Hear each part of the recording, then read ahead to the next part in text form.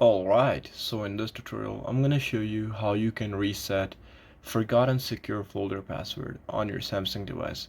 So if you forgot your secure folder password, no problem. I'm gonna exactly tell you and show you how you can fix it.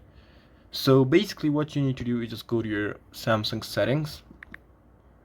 And once you're inside your settings, you'll see your Samsung account. Now just press on your Samsung account, and right over here, just scroll down and you just simply need to press on the option of sign out.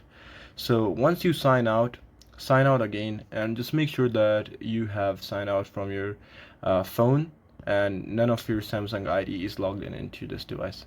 Then you gotta go towards your secure folder wherever it is, and then you gotta press on it. Once you press on the secure folder, you'll see two options. Before logging out, you wouldn't be able to see this option called uninstall. So you simply need to press on that uninstall option, and once you press on it, you will be able to reset your forgotten secure folder password. And this is the only way. I hope this tutorial actually helped you. I'll see you soon next one.